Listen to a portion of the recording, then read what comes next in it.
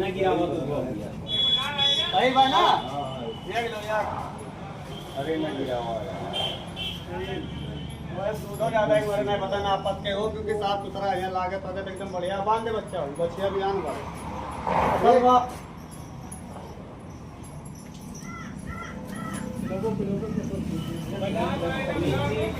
भैया आज खरीद के लाए, कल बेच दिया। ठीक है, हमें 1000 2000 मिला बेच दिया।